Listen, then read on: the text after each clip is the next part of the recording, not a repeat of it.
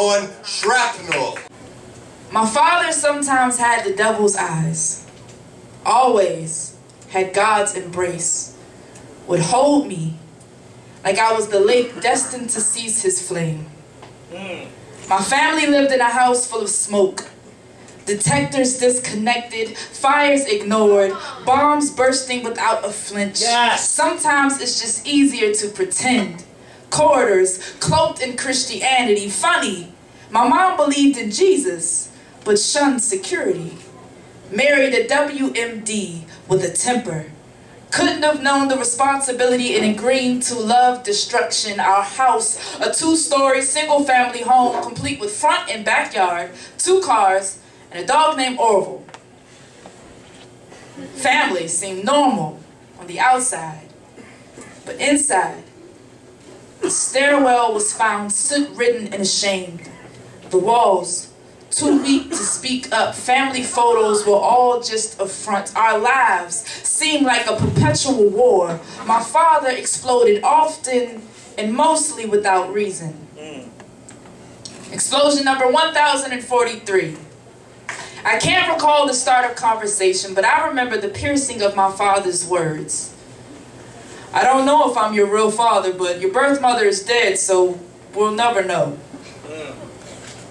Overheated metal, reopening wounds, shrapnel, leaving my emotions disowned and unaccounted for. My tears knew to return to the cave from whence they came. I welcomed the ability to ignore, figured there was no time for tears in the middle of war. My father was an enemy I always welcomed back home. Explosive devices have no control over detonation, they just know how to explode. So I grew tough-skinned.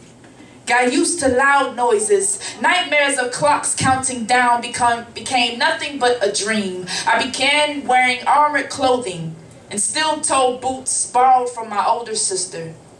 Explosion number 2022. I had grown from a little girl afraid of fire to an adolescent with PTSD. My family stood bruised in the hallway. Older sister had one too many explosions.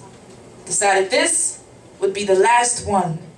Her tongue, a gun, aimed and ready to shoot. My mom, a civilian in fatigues. I was expecting the worst. My father stood in front of his youngest child, another result of his infidelity. My little sister is as used to explosions as we were. That night, a stolen watch gave my older sister reason to infiltrate enemy territory. She decided that this was it. Our family's past pain was a grenade thrown in close range. We were in a war zone.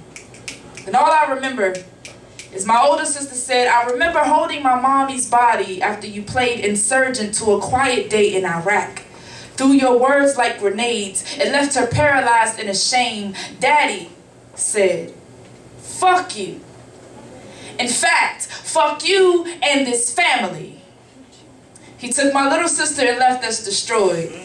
The overheated metal is still embedded in our walls, but we opened the windows, let a little air in, cleaned the debris and placed it in a box. They say shrapnel is sometimes fatal. I agree. So I learned to love my father from a distance. Vowed to love him like fireworks on 4th of July, as if I were a soldier in the Revolutionary War.